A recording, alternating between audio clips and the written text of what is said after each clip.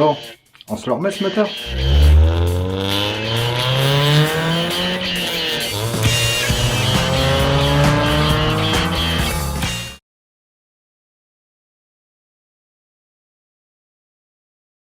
Depuis le dernier épisode, du coup, toute la baie moteur a été repeinte. Donc voilà, le moteur est prêt, hein, il est chargé sur la chèvre.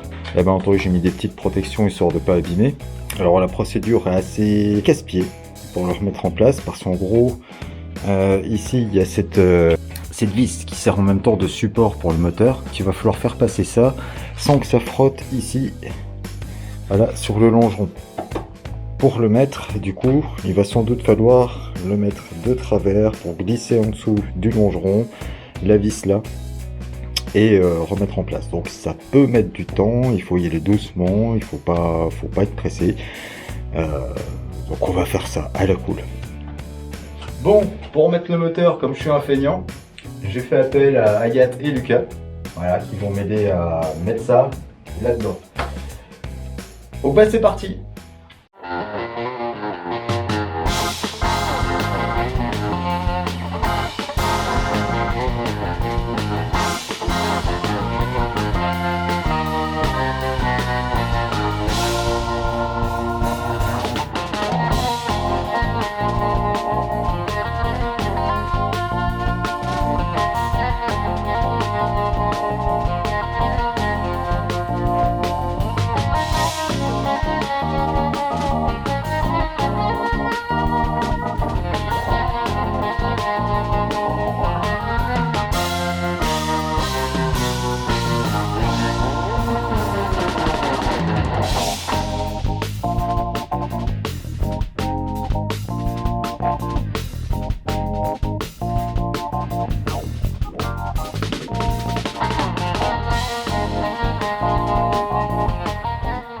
Bah c'était facile.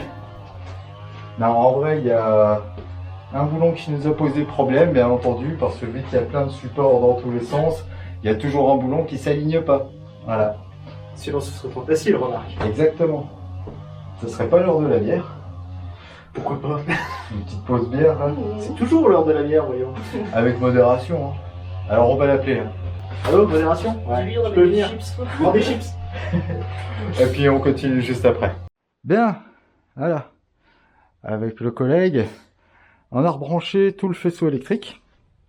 Alors on vous a épargné ça hein, dans la vidéo parce que bon bah c'est nous regarder brancher des prises, surtout que c'était assez marrant, assez sportif. Donc toutes les prises sont branchées, injecteur, l'accélérateur est remis en place, toutes les petites durites sont mises, l'arrivée et la sortie d'essence sont mises, l'échappement n'est pas encore mis en place. Ça va être remis, hein, bien entendu.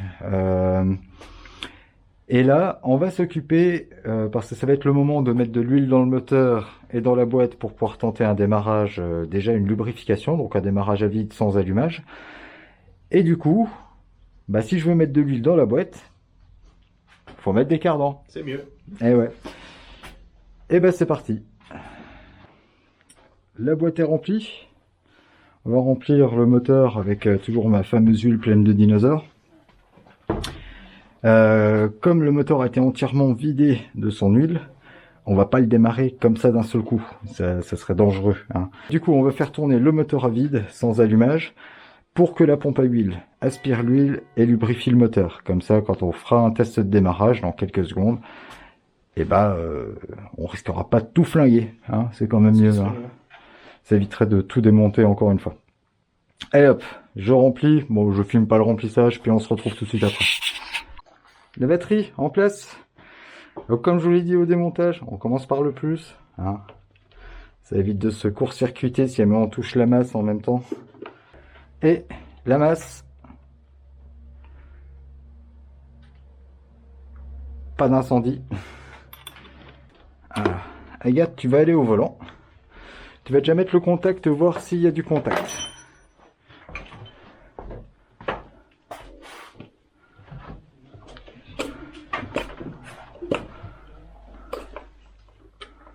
Tu me dis quand je mets le contact, Vas-y. j'y vais. Il n'y a pas de contact. Il n'y a rien qui s'allume? Non. D'accord. Ah si. Je n'avais pas tourné assez. Ouais, ça marche bien. Fais tourner. Top. Refais, coupe. Étincelle plus essence. A few moments later. Bon, le problème de pression d'essence, en fait, le petit joint là avait sauté, tout simplement, au remontage. Donc là, on a remis le joint. Ensuite, il y a un problème de masse quelque part. On va faire le tour, on va regarder, parce que là, pour l'instant, c'est ici que ça fait une étincelle. Alors, pourquoi, comment, j'en sais rien. On va regarder ça un peu plus en détail. 12 seconds later. Bon, nous y revoilà. Alors, la pression d'essence, c'est bon. Et pour l'étincelle que vous avez pu voir là, on a compris d'où ça venait.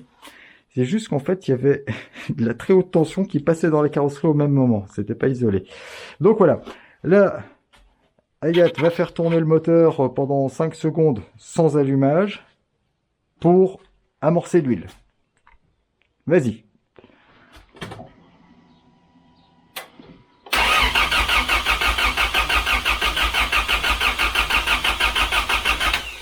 C'est bon.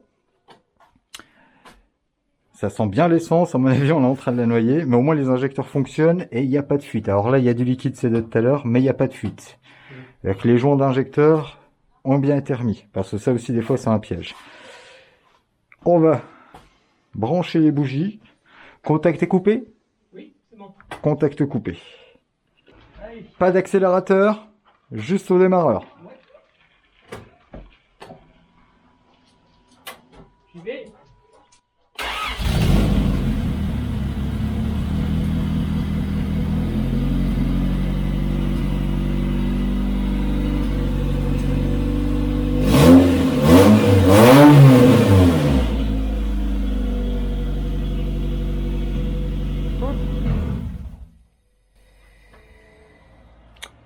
Eh ben ça tourne. Alors il y a plein de fumée parce que le moteur a été entièrement nettoyé, qu'il y a forcément de la WD-40, des trucs comme ça.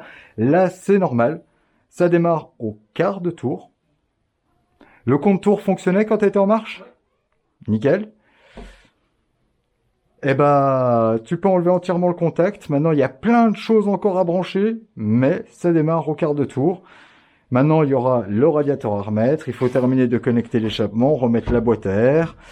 Donc voilà, on va continuer, on se retrouve tout de suite pour ça. On peut voir, il fait nuit. Alors on va terminer quand même un petit peu. On a rempli la direction assistée, on a rempli l'embrayage, on l'a purgé. Là on va mettre le radiateur, puis on va faire le refroidissement. Allez hop, alors le radiateur je vous montre. Voilà. C'est très simple, hein. Il s'emboîte comme ça, dedans, paf paf. Rien de bien compliqué. Ah, il y a le vase d'expansion que j'ai oublié, qu'il va falloir prendre. Ouais. Donc lui il vient comme ça. Ici j'ai une prise qui vient se connecter, qui est là.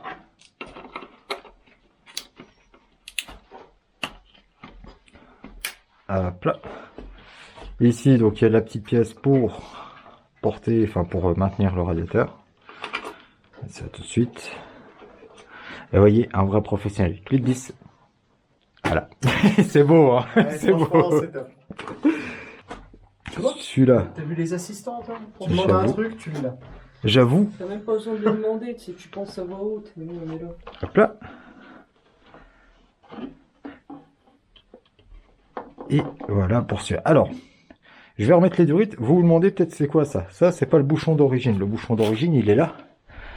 Et pourquoi j'ai mis ça? C'est en fait, j'ai ce petit appareil. C'est en Angleterre, j'ai commandé, mais il y a moyen de le trouver ailleurs. C'est très pratique pour faire sa purge de liquide de refroidissement. Parce que le niveau est au-dessus du moteur, ce qui fait que ça force les bulles à ressortir en dehors. Ça purge tout seul. Et donc vous enlevez ça, vous remplissez, et une fois que ça fait plus de bulles, vous remettez ça, alors que le liquide est chaud. Et en général, c'est là que ça devient dangereux. Et là, vous êtes sûr d'avoir le bon niveau. Vous pouvez retirer ensuite ça, enlever ça et mettre votre vrai bouchon. Essayez, le niveau est fait. Là, pour l'instant, on va pas remplir le vase là. Il va servir au retour. On refera la pointe après du vase là. C'est pas essentiel. Le principal, ça va être de remplir ça. Le radiateur à l'intérieur est mis en position chauffage chaud. Très important pour que ça ouvre le clapet, pour que le radiateur dans l'habitacle se charge. Je vais déjà remplir un premier coup moteur éteint. Et ensuite, il faudra démarrer. Alors, j'ai pris du liquide de refroidissement Eco Plus. Parce qu'en fait, là, il y a un plus doré.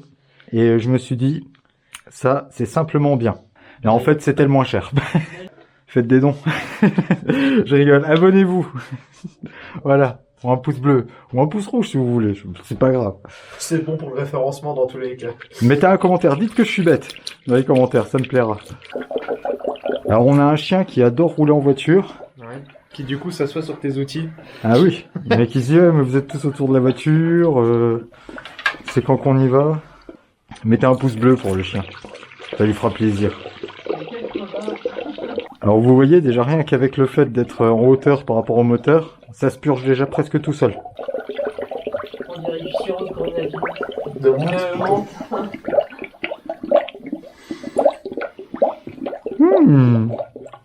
Je vais pas geler, c'est de l'antigel. Par contre, j'ai transpiré du sang. Ça tient chaud, hein. Ah oui.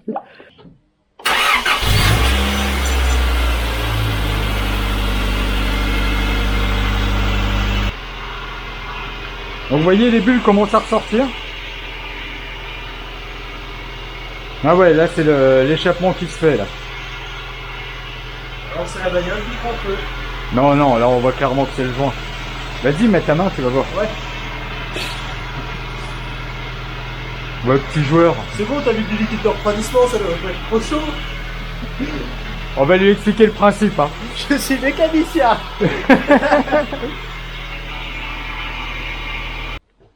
Bon, je sais ce que vous vous dites là, sur la vidéo.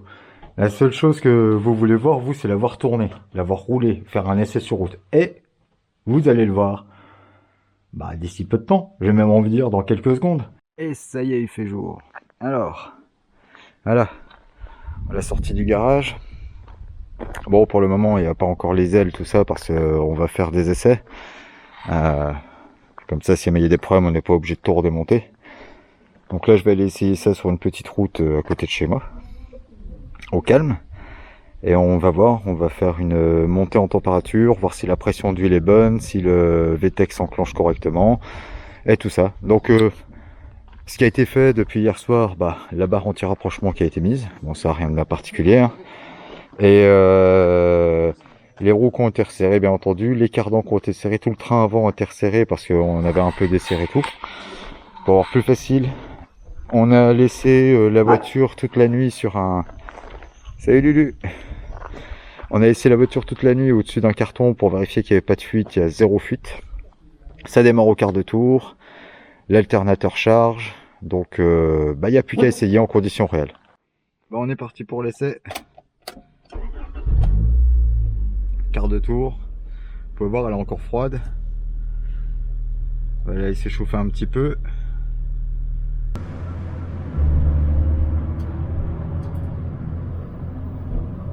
Là, on arrive vers l'aiguille, arrive au milieu. Alors pourquoi je me permets de rouler sur la route avec une voiture démontée comme ça? C'est parce que voilà, vous voyez, au bout de cette route, il n'y a rien. Il y a des chemins de champs. En gros, ici, à part les agriculteurs, il n'y a personne qui y va. Donc, petite marche arrière. Voilà, la marche arrière passe bien comme il faut.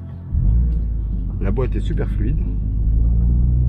La température est bonne, on va pouvoir lâcher un peu les chevaux.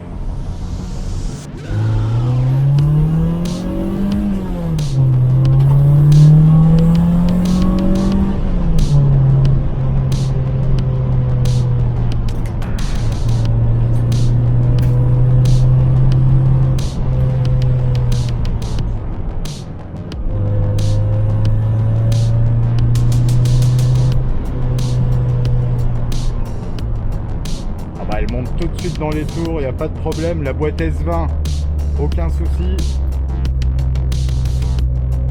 On sent tout de suite qu'elle a de la patate. La température est bonne.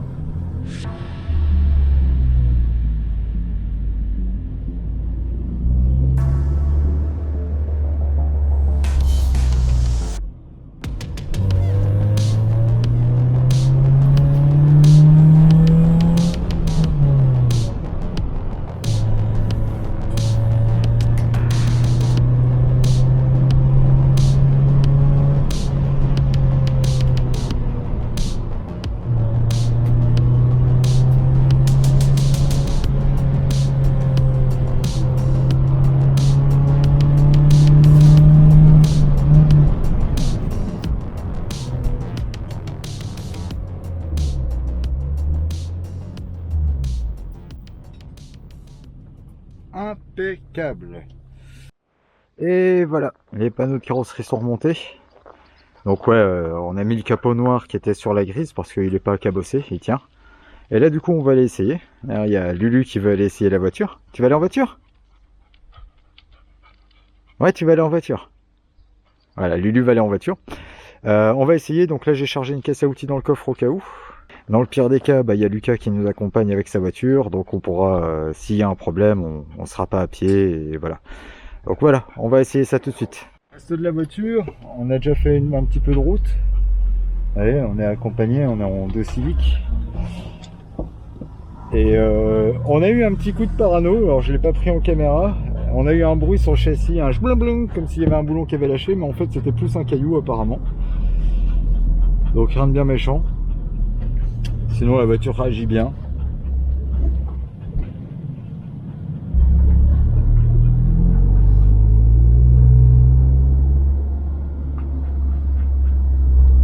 Les gens me regardent bizarrement parce que j'ai une caméra sur le front. J'ai jamais vu de youtubeur ou quoi?